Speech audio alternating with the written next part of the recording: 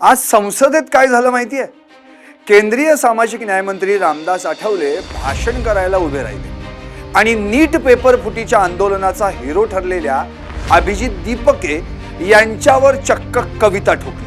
America से जो भारत आया था छुपके छुपके, अमेरिका से जो भारत आया था छुपके छुपके, उनका नाम है अभिजित दीपके।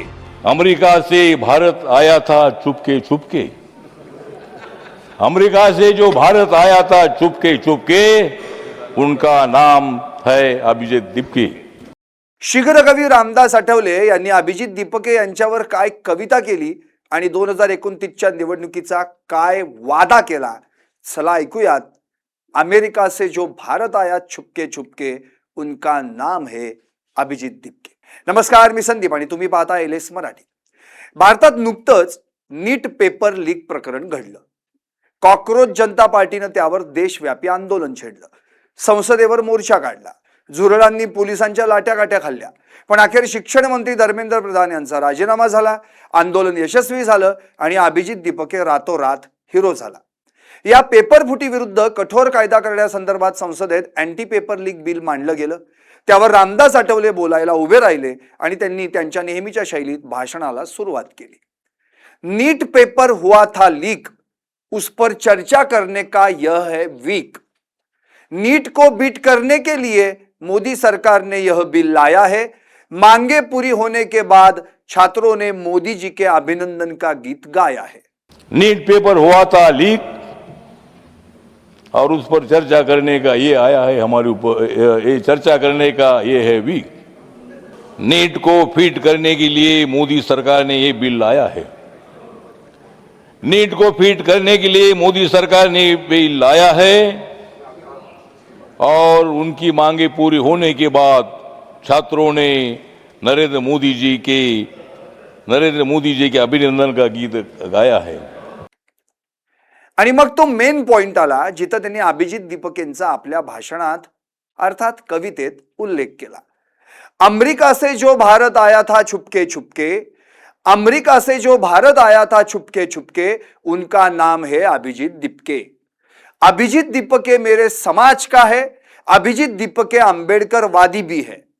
त्यानंतर त्यांनी स्वतः केलेल्या आंदोलनांचा असा काही किस्सा जोडला की सभागृहात एकच हशा पिकला।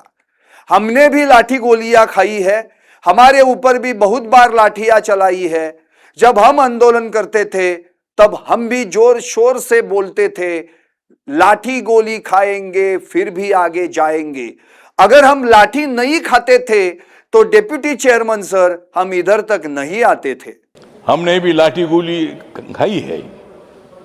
हम जब आंदोलन करते थे तब हम भी बोलते थे कि लाठी गोली खाएंगे फिर भी आगे जाएंगे, और हमारे ऊपर भी बहुत बार लाठियां चलाई गई है।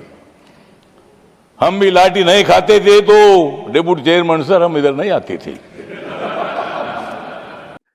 मी पण आंदोलन करून इथं आलो, भविष्यात अभिजित दीपके पण येतील, असा जणू संदेशच रामदास आठवलेंनी आपल्या कवितेतून दिला।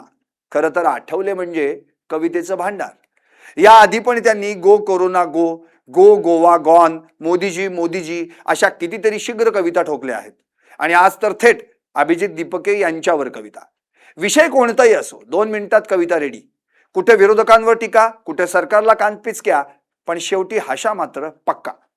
आता जाता जाता कविता झाली, आंदोलनाचा उल्लेख झाला आणि शेवटी आठवलेंनी आपलं राजकीय भविष्य पण सांगून टाकलं। हम नौजवानों के साथ है, नौजवान भी हमारे साथ है। 2029 के चुनाव के बाद नरेंद्र मोदी जी ही पंतप्रधान होंगे और उस मंत्रिमंडल में मैं भी रहूंगा, आप सब देखेंगे। जो हमारे छात्र है, नौजवान है, उन नौजवानों के पीछे हम लोग हैं। सारे नौजवान हमारे साथ है, वो आने वाले चुनाव में भी हमारे साथ रहेंगे और 2029 में भी नरेंद्र मोदी जी प्रधानमंत्री रहेंगे और उस मंत्रिमंडल में मैं भी उसमें रहूंगा। एकूणच काय तर रामदास आठवले म्हणजे राजकारण आणि मनोरंजनाचा कॉम्बो पॅक। विरोधकांना चिमटा, सरकारला साथ आणि स्वतःसाठी 2029चं बुकिंग। शिवाय अभिजित दीपके अमेरिकेहून आला छुपके छुपके असं म्हणत आठवलेंनी अभिजित दीपके यांना संसदेतही स्टार करून टाकलं। आता प्रश्न तुम्हाला, आठवलेंची कविता कशी वाटली? 10 पैकी किती मार्क्स द्या? चला पटापट कमेंट करून सांगा।